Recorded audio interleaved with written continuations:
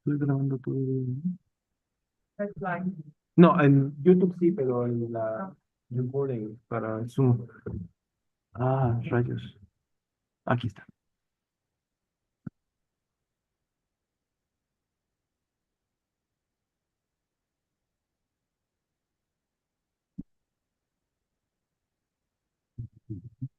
Eh, está- ¿Habla ahí, por favor? Ya, aquí. 5 minutos más.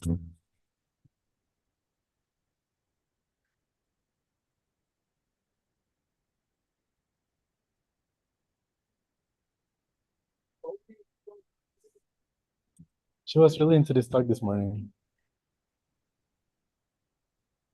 Excuse me? Yes.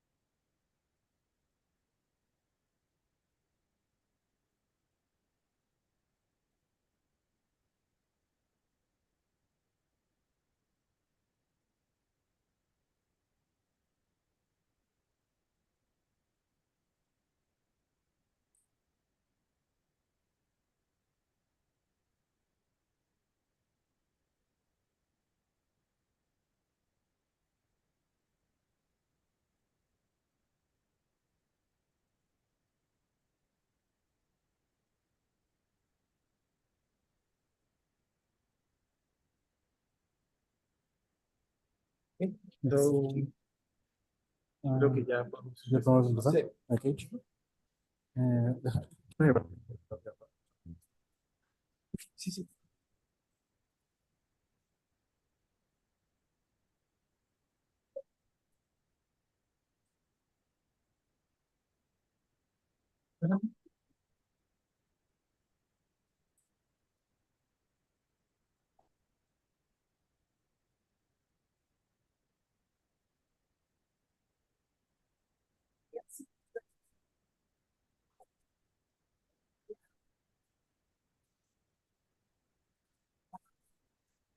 ¿El audio? Sí. ¿Para el audio? Sí, entonces, les está dando problemas. Okay, everyone, welcome to our third talk of the STEM week. For now, we have Carol Perelman. Carol Perelman is a science communicator, graduated with honors with a degree in pharmaceutical chemistry and biology at UNAM. She won a gold medal in the National Chemistry Olympiad and bronze in the Ibero-American Chemistry Olympiad. Furthermore, Carol is the co-creator and director of the Weizmann Science Garden, the first fully open-air science museum in Mexico. She has developed museographic content for various science centers across the country. In 2019, she was awarded third place in science journalism by Comecit, and she is the author of the children's book Cornecio, Covidín y los secretos de lo invisible, which earned her second place in the Jorge Flores Valdez Award in 2020. As part of her work as a science communicator, she hosted a documentary series, Nuestras Cosmovisiones by TV UNAM. And she's a contributor in various media outlets, and she also delivered a TEDx talk. Carol is also the author of several academic chapters and scientific research articles. Please welcome Carol Perelman with a round of applause.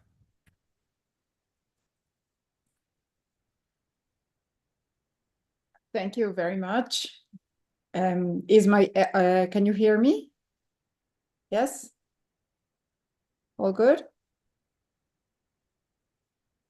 Can you hear me? Yes. Yes, excellent. Okay, thank you very much.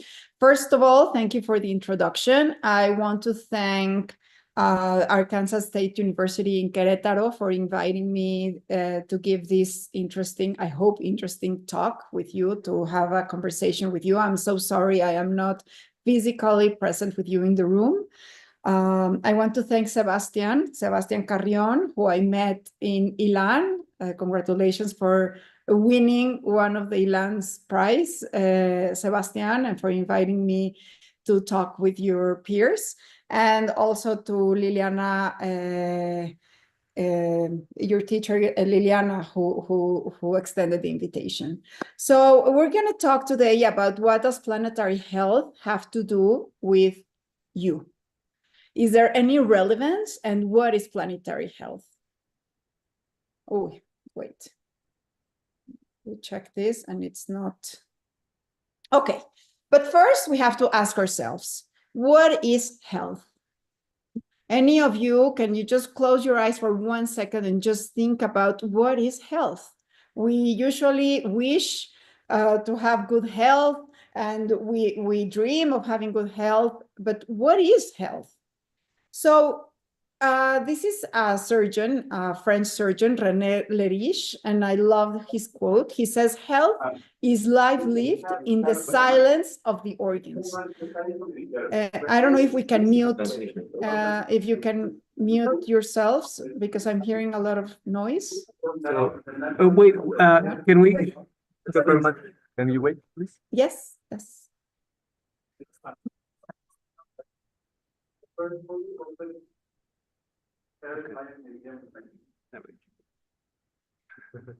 Sorry, Professor. Sorry about that. We had the stream going also, so we'll have to go back. If you could go back Okay. to this one. Yes. Okay. So sorry. Okay. So we're going to talk today about what does planetary health have to do with you, with me. Is there any connection between the planetary health and my health? But first, I think we have to answer this question. What is health? We usually ask for health, we wish for health, we dream of having good health, but what does it really mean to be healthy? So this is a French surgeon, his name is René Leriche, and he said, I love this quote, he said, health is life lived in the silence of the organs. And why does he say so? Because usually we remember about health when something is aching, when we have a headache, when something is not going the way it should, when there is no silence. That's when we really remember we should keep our health. Our health is important. Usually when there is silence in our body, in our organs, we just mind everything else instead of our health. But for you, what is health? The World Health Organization, since its creation in 1948, stated that health is a state of complete physical, mental, and social well-being. It's not merely the absence of disease or infirmity, as it was thought before. Before we said, before 1948, it was acknowledged that health was the absence of disease. But according to the World Health Organization, and this definition holds until today, health is the complete balance and well-being of physical, mental, and social balance, well-being. And so this is something we have to take into account, and it's very important because usually when we talk about health, we only talk or we only imply physical health, but health comprises social and mental well-being as well. And we have to also understand and state here with you that although the genetic background of each one of us is important, it is not a sentence. Lifestyle is very important. And by saying lifestyle, I mean our three pillars of health. What are the three pillars of our health? Is exercise constantly, sleep well, and have nutritious food.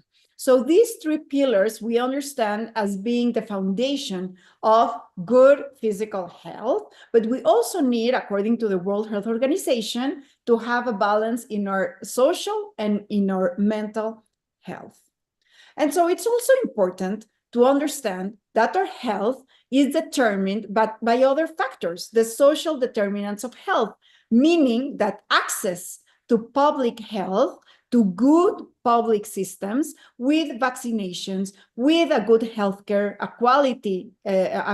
good quality healthcare, and programs for chronic disease preventions will also enhance our health. So I hope you are all in sync with me and you can agree that we need physical health, mental health, social health, that the genetic background is important. However, it's not as important as our lifestyle. Lifestyle comprises regular exercise, eating well, and sleeping well. And then we also need to have access to public health, because we can really take care of ourselves and go to the gym and sleep our 8 hours every night. However, if we are not vaccinated, or we don't have the prevention for chronic diseases, or we are not able to access good hospitals, good healthcare, our health can be diminished. And so in a brief slide, I'm putting a little bit of what we've talked so far. So we need our personal background, the genetics and our lifestyle. We need to understand the balance between physical, mental, and social health. We need to take care of our 3 pillars of health: exercise, sleep, and food. But it's also important the context. What do we mean about the context? It's the socio-economic and all the instances that can have our access or not to public health. However, I want to ask you, all of these are necessary conditions. However, are they sufficient? So I can see some of you in the audience. Can you raise your hand as who thinks that all of this is, of course, necessary, but that is also sufficient to have good health? Raise your hand if you agree that this is sufficient. Okay, so who thinks that we need more, that this is not enough, we need more? Okay. Well, we see these headlines, new monkeypox variants spreading rapidly.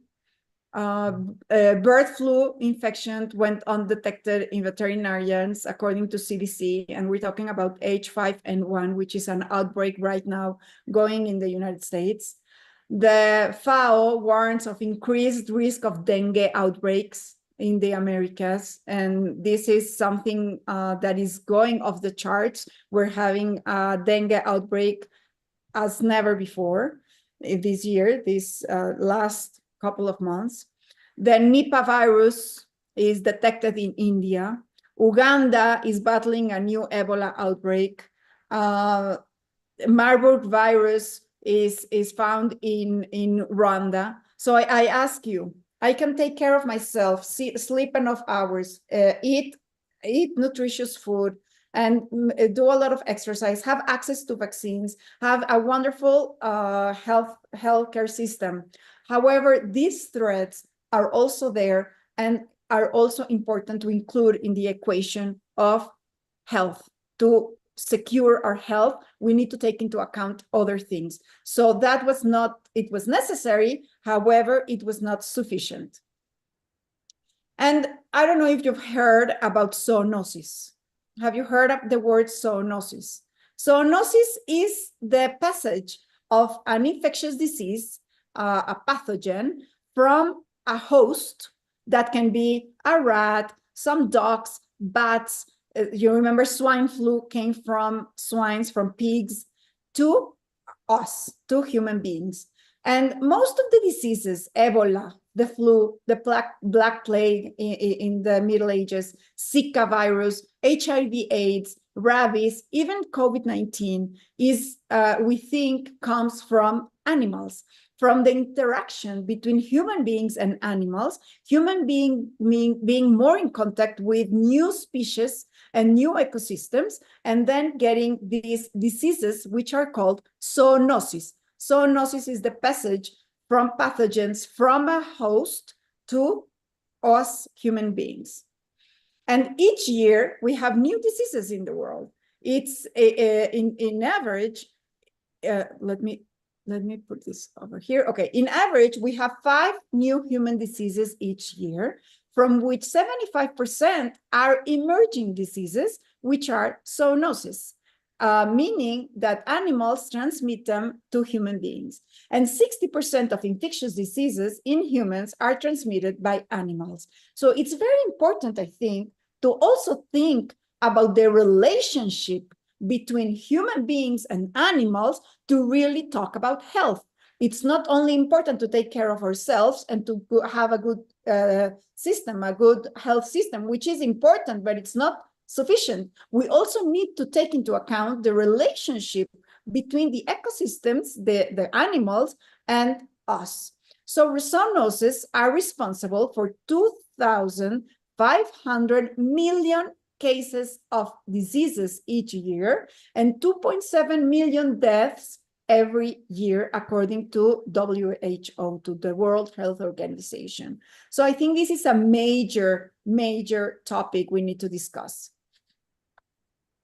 And if we see throughout the last 75 years, we have like the Crimean Congo fever in 1950, which emerged from cows and rabbits and went through ticks to infect human beings, or the dengue fever that started in monkeys and then are the mosquitoes who are the ones spreading dengue fever, or Marburg diseases going through bats, or Lassa fever that comes from rats, and the Rat Valley fever, or Hendra, or H5N1, which is an avian flu, but now we have human cases. And we can go on and on and on with different cases and different examples of diseases that emerged from animals and are infecting human beings. And the threat, the real risk, is accounted between the threat, the asset, and the vulnerability. And the vulnerability depends on where we are and the access that we have to those animals. And so if we start eroding and is everything okay? Okay, I see some of that. Okay, if we start just going into ecosystems like the Amazons or in Africa, and we start sharing spaces with new species, with animals, exotic animals that can be host of diseases, the risk of getting the infections rise. So where are the most risky places? See, we can see that the host diversity is where there is a density in host diversity, like the Amazonian river, or the tropical forests in Mexico, no?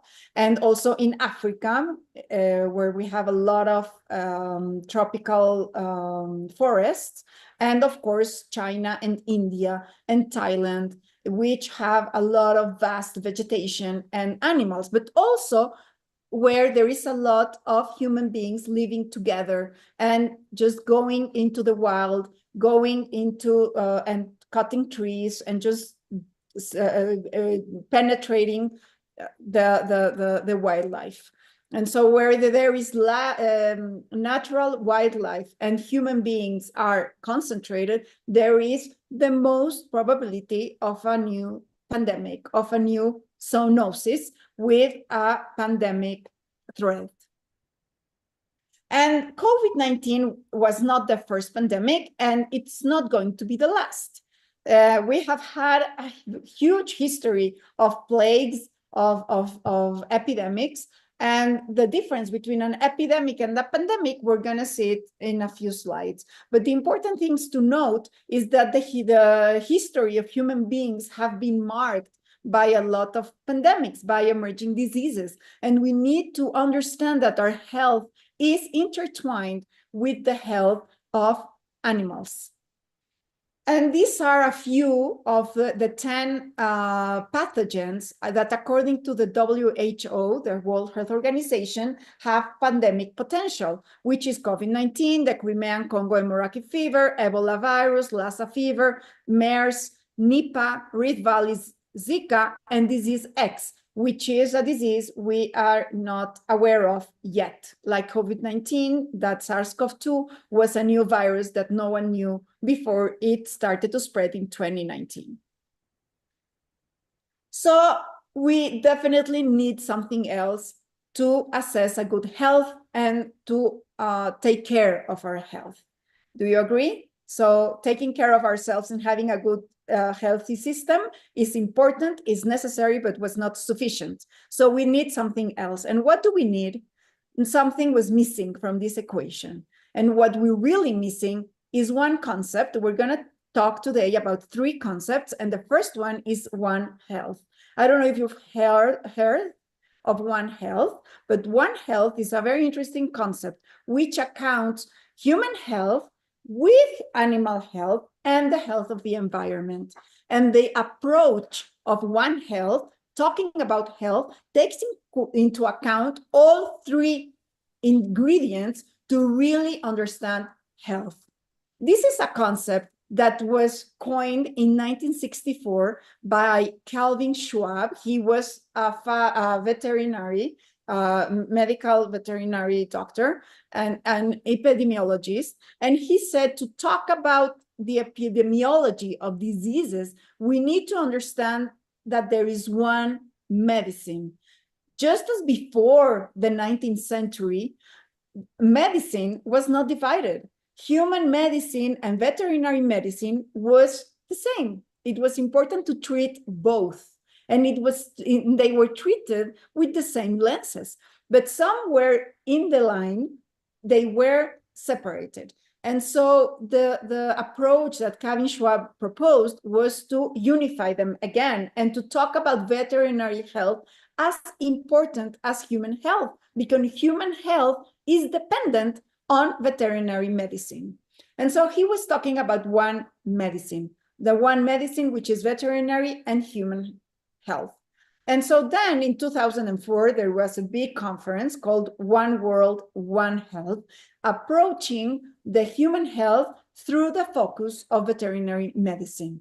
And since then, One Health is a very, very important approach that even the World Health Organization takes, and even the government in Mexico accounts, and also in the United States, in many countries, they talk about One Health approach when they are doing the surveillance for a lot of diseases, because you have to take care of the environment and to account what is happening in the environment, what is happening with the animal health, to prevent any spillover, any zoonosis to human health. So it's a more general and more holistic approach to talk about One Health. Like right now in Mexico, we're having a surveillance of the avian flu, where the Secretary of Health is working together with Secretary of Agriculture to watch what's happening with all the chickens, and also are working with the Secretary of Environment, which are surveilling what's happening in the wild with the wild birds. So as a team, they're working together, these ministries, to really surveillance this possible zoonosis from birds to human beings. So risk is increasing, and we need to understand that the growing population with more animal interaction and eroded environments are only increasing the risk of more zoonosis. We have more people living close together in cities. We are leaving the rural environments and having a lot of migration to cities. Then we're having changes in the climate and in the land use. We have more travel, more global travel, and animals are more than food. We have animals living with us, even exotic animals. And so if we start looking at this with sustainability approach, we can probably arrive somewhere interesting, but right now we're not. Right now, we only have pathogens that are increasingly traveling in jets. In the 1950s, we had boats. Usually pathogens travel by boat. They arrive 2 or 3 weeks after when crossing the oceans, and we didn't have that rapid outbreaks throughout the world. But now, if we have someone in Uganda with Ebola and they hop into a jet, in 36 hours, they would be arriving to Mexico. And so we are more intertwined and interconnected. And this what only does is increase the risk.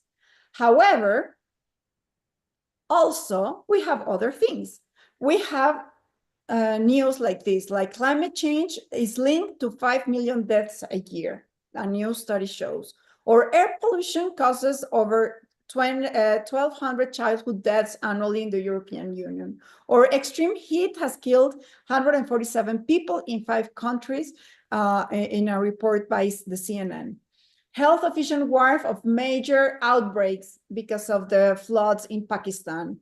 1,026,260,000 people are roughly the number of people in Namibia of risk of having hunger because of the droughts. And that's equivalent of 40% of the population of that African country, Namibia. And they are at risk of hunger because of the droughts, because of the climate. And wildfires force climate migration in the world's richest country, in California, in Los Angeles. So we see that, yes, it's important to take care of our health, to have good access to a health system. It's also important to take into consideration this new concept, One Health, and to watch what's happening with our animals and our ecosystems. But there is something more. In these headlines, there are no animals and there is nothing related to healthcare. It's more than that. What's happening here? We see that we're turning up the heat. So there's something happening in our planet, and you know about that. The global temperature difference between 1850s and the 1900s average is increasing more than the 1.5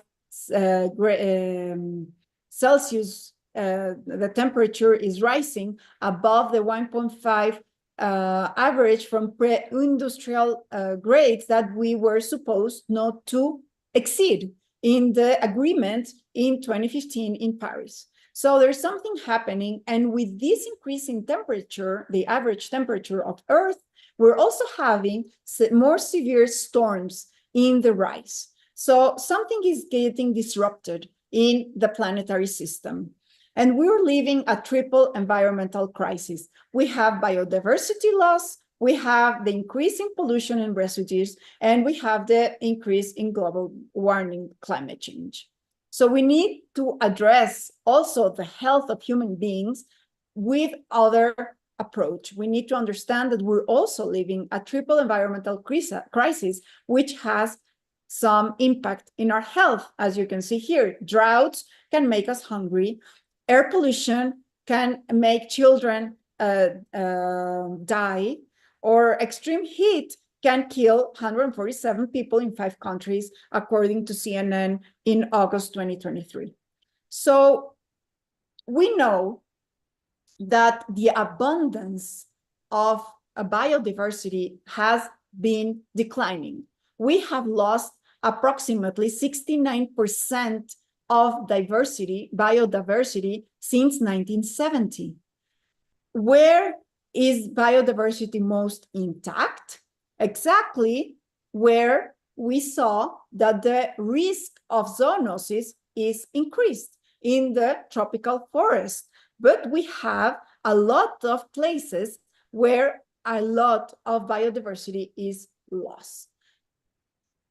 And why biodiversity loss has any impact in our well-being? Well, because these are the 4 functions of biodiversity. Biodiversity serves us as provision. It gives us food, medicines, and materials. Biodiversity also has our services of regulation, are agents in the processes that renew natural resources and guarantee a functional environment in balance. Biodiversity provides us with culture. remember that health is also mental health. And so biodiversity gives us culture. They provide the services that promote health, inspiration, education, recreation, traditional knowledge from ancestors. And finally, biodiversity gives us support. It creates organic material and it recycles nutrients, the life building blocks like proteins, like carbohydrates, and other building blocks. So losing biodiversity loses these functions, these services that biodiversity gives us as human beings. Pollution, residues, macro, micro, and nanoplastics that affect the air we breathe, the water we drink, and the soil where our food is processed or grows, obviously have effects on our health. I put here two examples. One is, for example, e-waste, electronic waste management, how is contaminating and giving us respiratory problems, cardiovascular illnesses, gastroenteritis, increases the risk of cancer and headache and fatigue. Obviously, by contaminating water, air, and soil. Another interesting research paper is this one, Human Health Concerns Regarding Microplastic in the Aquatic Environment, because not only it deposits the microplastics in the fish we eat, but also we eat that fish, and we have found we have found not only the plastic islands with macroplastics. I don't know if you know, but we have a plastic island 3 times the size of France in the middle of the Pacific Ocean, and it's filled with trash. And of course, that can have an impact in our health, not only in our health, although in the environmental health of fish and other animals and plants in the ocean, in the equilibrium of the ocean. But also we have found that microplastics are infiltrating our brain tissue. We don't know yet the impact of that microplastic in our brain. However, we have found microplastic in every placenta tested. This is a new discovery in February 2024 in the United States. Every placenta tested had microplastics. And also in autopsies made a few months ago, researchers found microplastic in every brain autopsy. So, of course, we don't know yet the direct impact of microplastic in our organs, in our bodies, but I don't think it's going to be innocuous. I think it's going to have a consequence. It is estimated that long-term exposure to man-made air pollution in the UK has an annual effect equivalent to 28,000 to 36,000 deaths. This is according to Public Health England. And water. What do we know about water? We know that 2 billion people live in water-stressed countries, and 1.7 billion people use drinking water source contaminated with feces. And there are 500,000 diarrheal deaths each year by diseases that are transmitted via water, waterborne. And this is a very important number, I think, to account. So we're talking about all the pollution and the residues that can have an impact in our health. And finally, climate change and health. We know that the Earth's surface is rising. The average has been rising in the past years. We can see here the monthly global surface air temperature, how the averages have been increasing since the 1980s, but we know that it has been increasing since pre-industrial eras, no, since the 1800s. And the sea surface temperature are also rising. So it's not only air, it's also the surface of the sea. And this is very important because climate is dependent on the temperature of air and of the sea, of the water and of the gas of air, because pressure changes and that moves currents. And we know that climate change has an impact on our health, because not only it increases the big hurricanes and other type of weather events which cause injury, but also we have health strokes, heat strokes, I'm sorry, respiratory illness. We have waterborne diseases, zoonosis, because the weather changes and the mosquitoes change location. Also droughts, because there is more heat. We have the drought season is larger, so we have malnutrition and foodborne diseases. We have an increase in non-communicable diseases, and mental and psychological health is diminished because of the anxiety of having all this problematic. So of course, the climate change is intertwined with our health. And so we know that 3.6 billion people are already living in highly susceptible areas, susceptible to climate change. And climate change by 2030, if we do nothing about it, will cause approximately 250,000 additional deaths because of undernutrition, malaria, diarrhea, and heat stress alone. And there is a lot of health costs related to this burden. And because of that, Tedros Adhanom, which is World Health Organization's Director General, said the climate crisis is a health crisis. And this is why in COP28 in Emiratos Árabes, they had a health day for the first time. December 3rd in 2023 was the first time that in a COP, in a conference of the parties for climate change, they addressed health. Why did they address health? Usually they would address only finance and energy and nature, but they didn't address health. And of course, health is intertwined with what's happening with the planet, because we know that human pathogenic diseases can be aggravated by climate change. Many of them can be aggravated because if we start with more temperature, warming, or more rain seasons with more floods and drought and storms, all of this is going to change many of the diseases we now know, and we also can have an increase on emerging diseases. So now what? This is overwhelming. There is another concept. So the second concept, I already talked about One Health. The other top concept is planetary health. So what is planetary health? Planetary health was coined by Per Fugelli, who was a Norwegian medical doctor. In 1993, he said, planet Earth is sick. Global environment disruption can have serious consequences for human health. It's time for doctors to give a world diagnosis and advice on treatment.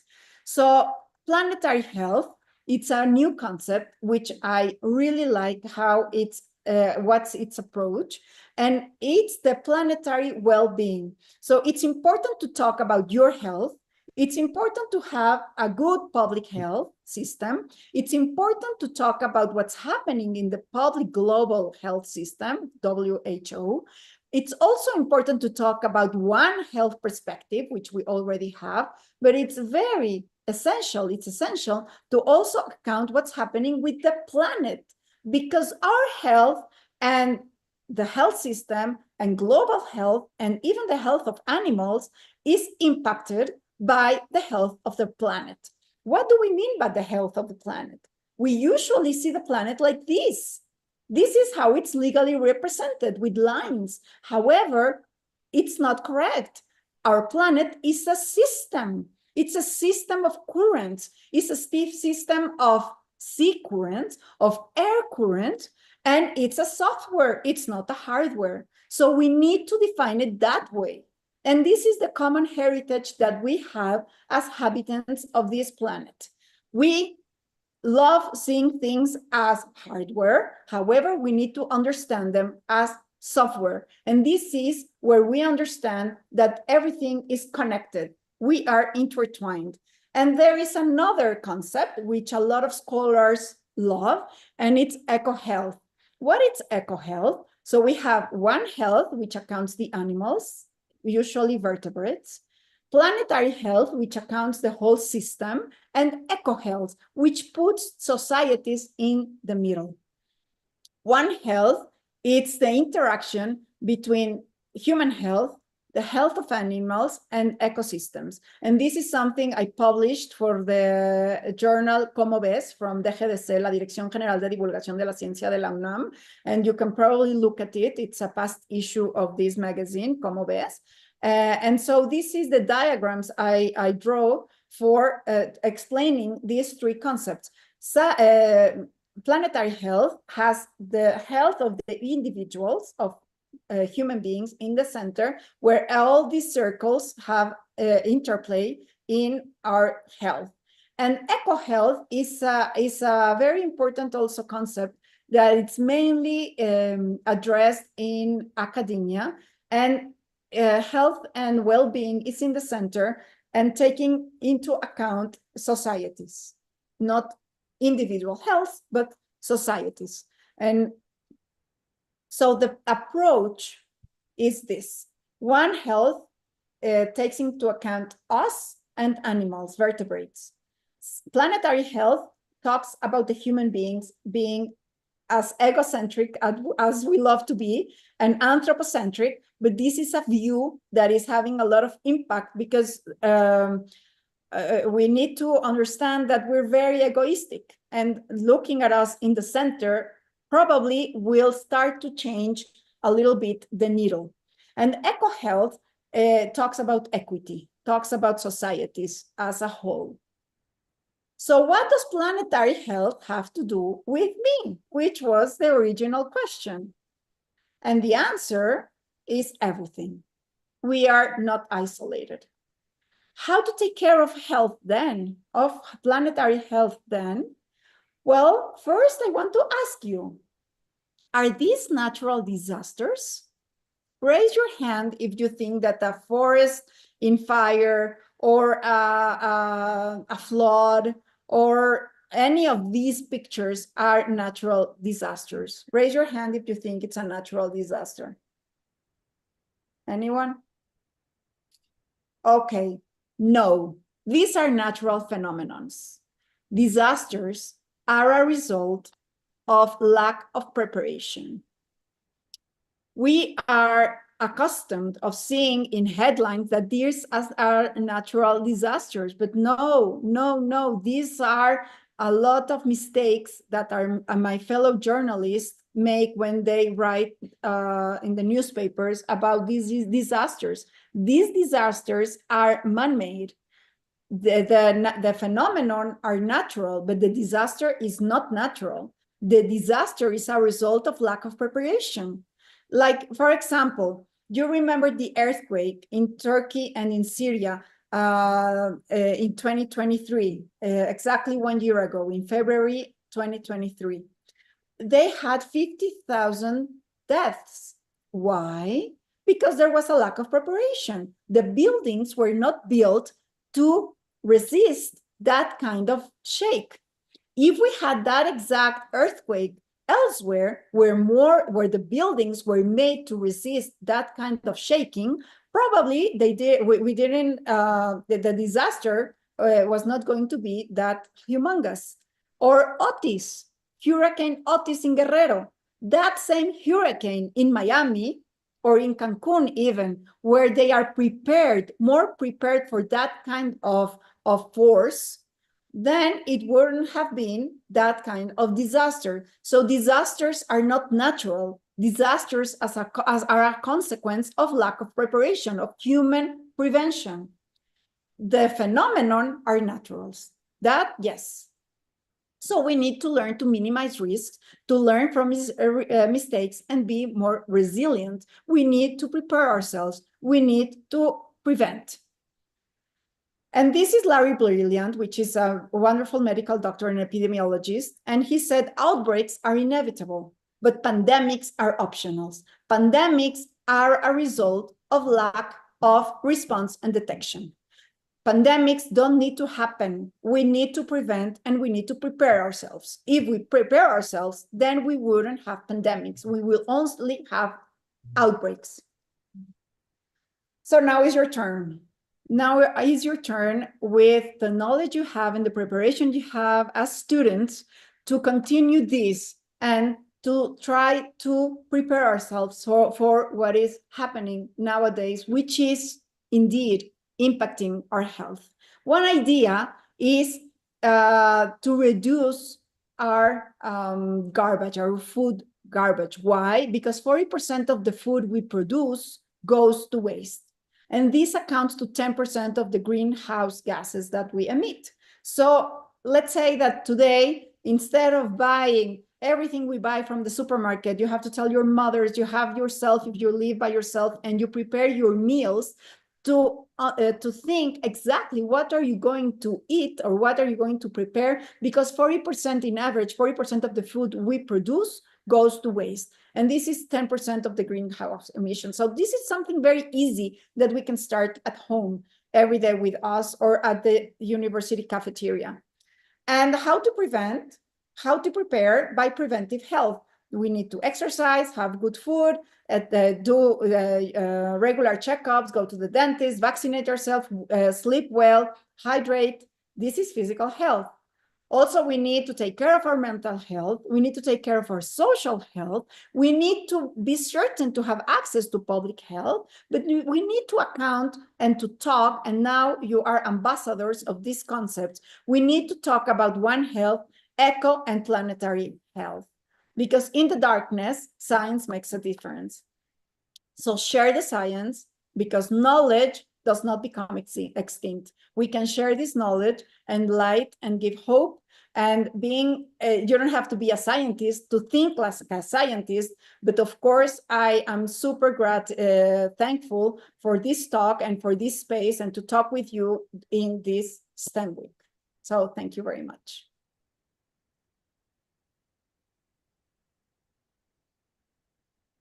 I don't know if you have any questions. I think you're muted or I can't hear you. Thank you. Can you hear us, Dr. Perlman? Yes, yes, yes, yes. Right. Does anyone have any questions? Or comments? For you, we have the raffle.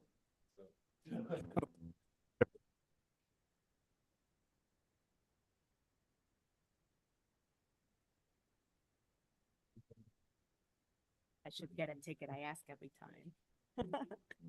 Hi, Carol. This is Lucia Satterine. I'm so happy to see you here and giving this wonderful presentation. It's just very great to hear people, advocating for this topic. So I want to ask you, because I think it's super important for us to get some actionable things that we can actually do out of here after we learn about all of this idea of eco health and planetary health. So is there a hierarchy for the type of actions that we might take into consideration on top of this, which you mentioned about the food waste? What other ideas could we get out of this talk so that we have a better understanding and start taking better care of our planet and planetary health? Okay, that's a very important question, Lucia, right? Thank you very much.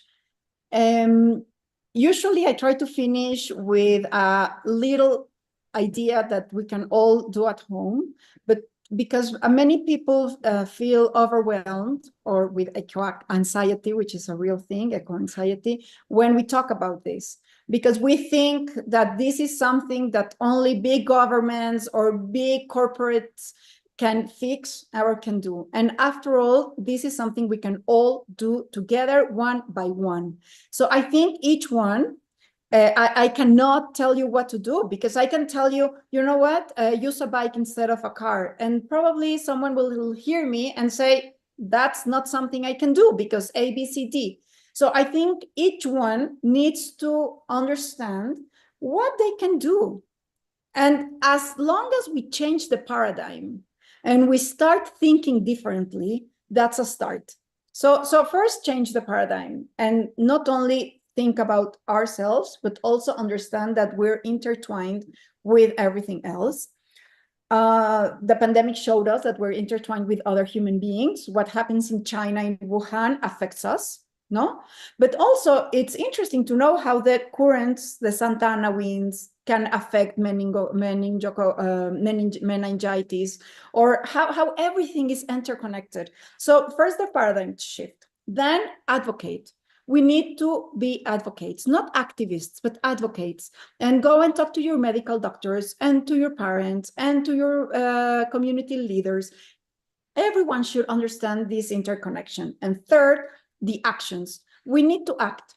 So I give this idea of reducing the waste. Probably you can start doing that in your cafeteria. So just think of how much food is wasted every day in the cafeteria, in the university cafeteria, or in the school cafeteria, or at home. And start by little things, and each one can find different approaches. So I don't think there is a blanket solution. And each one, according to their scope of action, can really change strategies.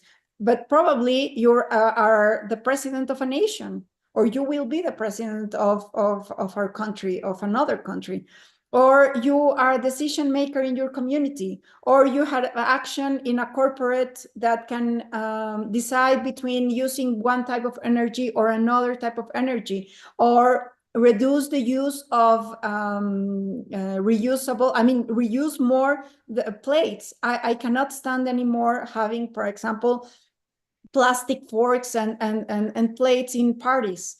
Just start thinking differently, and little actions will add up. For example, I use this type of bottles for my water. I never use plastic anymore because of the plastic.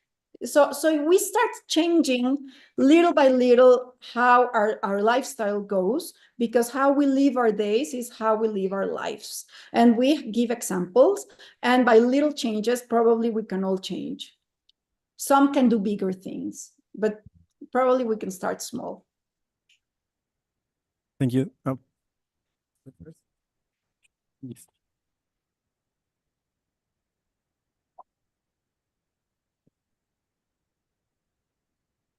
Hello. I just wanted to ask you, like, what do you think is like the main like company or action that affects the most this type of planetary health? Company? Well, not company, but like in general, like in industry, yes. Industry. The biggest industry that affects climate change, I think it's energy. We burn a lot of fossil fuels, and that generates the emissions that are making like a big blanket in our atmosphere and holding the heat down. So when we started to burn fossil fuels in the 1890s, in the Industrial Revolution, that's when everything started to change. But another important factor is also food. Because, for example, I don't know if you've heard, but a lot of people that want to take care of the environment starts to eat less meat, because cows emit a lot of methane, and methane is emitted to the atmosphere, and it's a very, very, very important gas de efecto invernadero. So I think that both the food industry with the transportation, which is also a big emitter, no? So you are eating local food, or you are eating food that is made in Japan. Because if you're eating something that is made in Japan, you have to think that to bring you that to your table, it had to travel by sea, by road, to the supermarket, and to your home. And so that in itself is really accounting for a lot of carbon print. But if you eat something from your backyard, from your local farms, it has a less impact in the environment. So think locally, that's a real thing, and also think seasonally, meaning eat something that is right now from your season.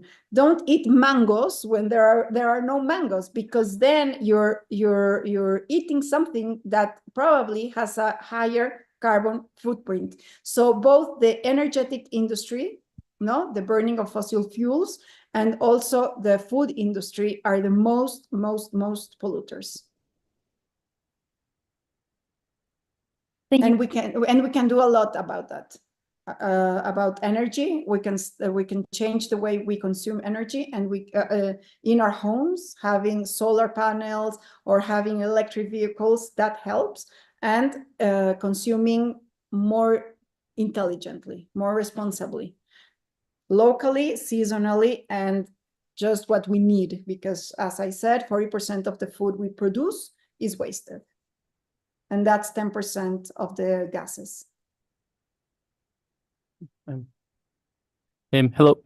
I also wanted to ask you something regarding the about what you said of the pandemics that can be avoided.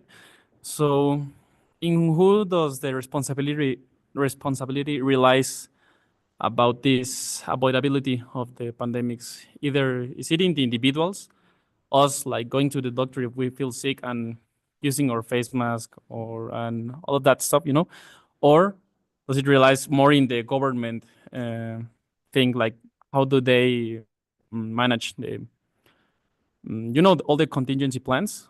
Yes. I mean, I think I know it's both, but should we consider like it is relied on governments or to It's inform more people probably, or in individuals? at many levels. We can do different things at many levels. I was part of the comité que evaluó the COVID response in Mexico, and we found that almost 40% of deaths in Mexico were could have been avoided with a better management from the government. So yes, of course, the government has a lot of things to do still. We need to prepare better our health system. We need to prepare better our management, and we need to prepare better our responses and the surveillance and the tests we do and all the communication. But there is a very important thing we do as individuals, which is communication.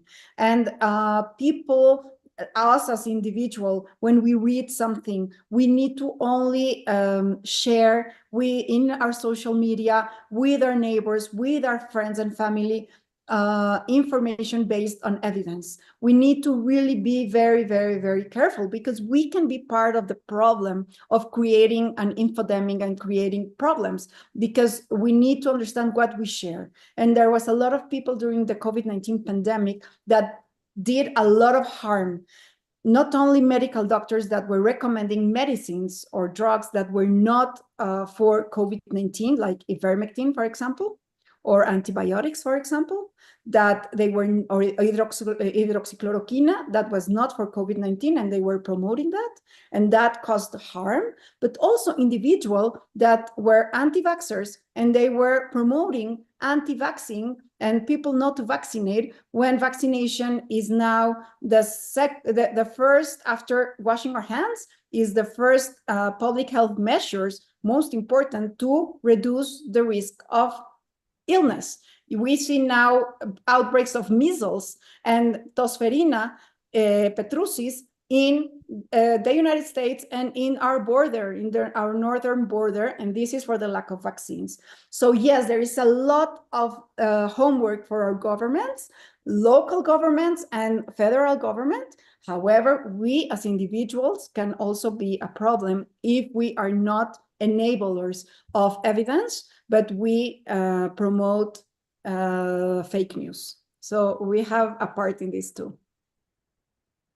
And of course, maintaining good health is very important, because remember that during COVID-19, the people that were more vulnerable to the disease were those who had comorbidities, those who did not have their chronic diseases in check, which is BMI,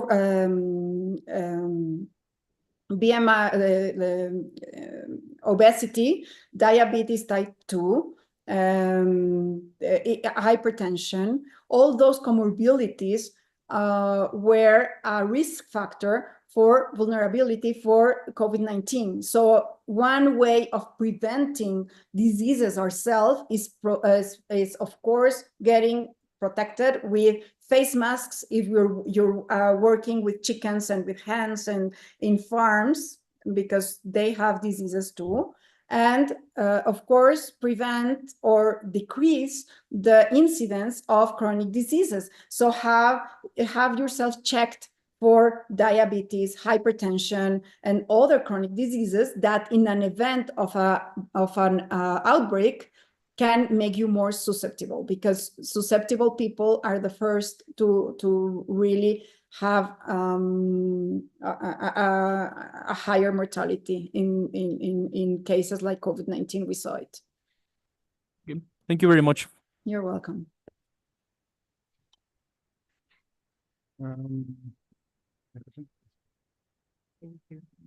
Hello, thank you so much for your talk.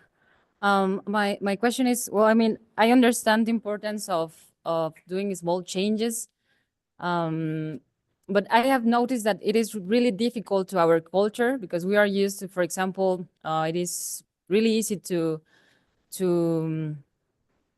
obtain these one-use plastics, or to avoid going to the doctor and instead believing our uncle health solution, or using more water than we need, and that stuff. And I have seen this, it is really, really difficult for our culture to change that mindset, that paradigm that you say. And also, I think it is necessary not only to control the consumption thing, but also the production. So what can we do as individuals to contribute to this change in the industry practices, or these standardized practices in the industry that are the ones that pollute the most? What is your name? Erandi. Erandi? Yes. Erandi, I hope to see you one day as a CEO to make decisions, clever decisions, because we need to understand what is the scope of our impact. No, what is our control scope, or what is our impact scope? So if you can be, I don't say an activist, but I do say an advocate, and you start talking about it, and you start changes within yourself and your family and your coworkers and your partners, and then little by little things will spread. So we need to think positive. Of course, if you want to change the world, which you should, and I will definitely vote for you, I say go for it. However, little steps can really make a difference in your building, in your community, at home, and little by little in your neighborhood, and little by little we can really, really spread it. But we need to understand, and that's why I didn't want to, on the first question, I didn't want to give a definite answer, because there is not one answer for all. Each community has its own vulnerabilities, its own characteristics, and there is no real measure we can do for all of us. We have to understand what we can do here in our house. What is our reality?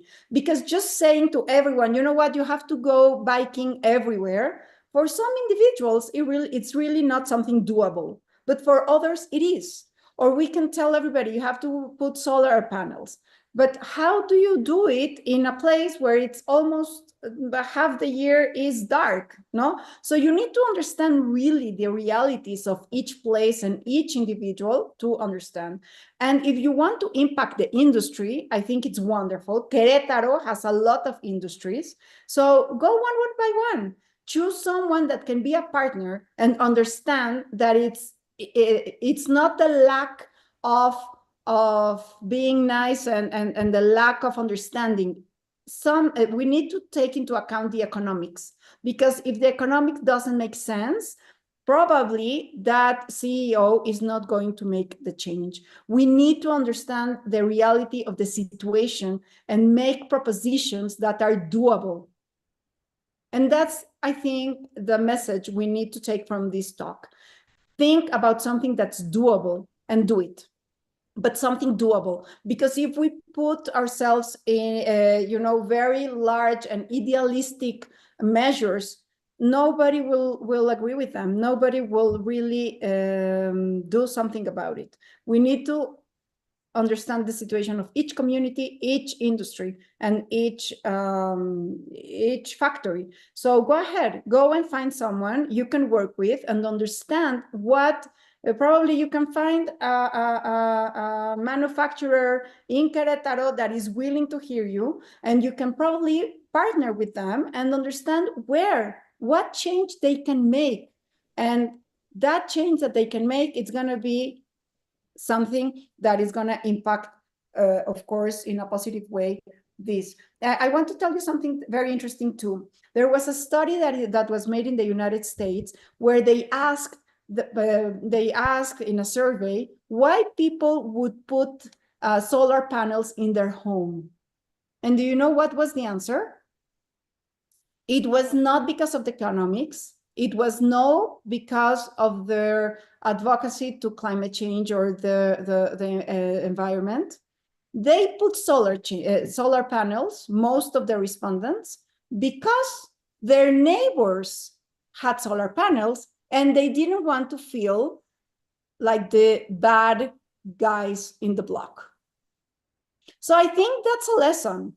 We change, sometimes we change because our neighbor changed, because they are doing something good and we don't want to feel that we're not good enough. So if you start little changes, probably you will spread that willness and you will start being that example. Thank you so much. You're welcome. Thank you, Dr. Perelman. I think we're out of time for questions. So thank you so much for being here again. Thank you for joining us in the STEM Week. Could you please give her a round of applause? Thank you. Thank you very much. And we need to start changing paradigms and to think about our health as part of something bigger. So start and remember, everything is important. And congratulations on the STEM Week to the Arkansas State University. I'm super proud that you're taking 1 week to talk about science, and that's wonderful. Thank you. And thank you so much for also joining us for the STEM Week. Guys, before we leave, there's a couple of announcements. Yes, well, I have a quick one, which has to do with STEM Bowl. Two things. Faculty STEM Bowl is happening tomorrow at 5, first ever. Yes, so do come.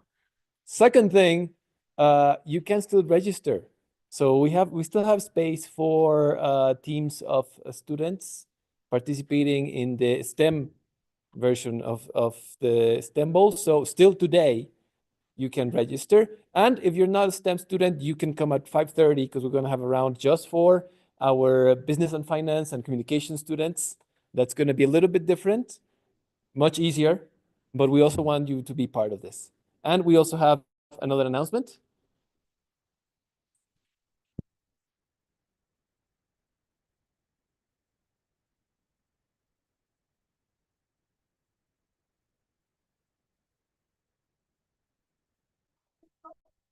I believe that this is a Janet for most of you. So if anyone is interested, what's on QR code here in the book. Scan it, scan it, and you'll find some information. And if anyone can stop by to my office and we'll have. That's it. Thank you.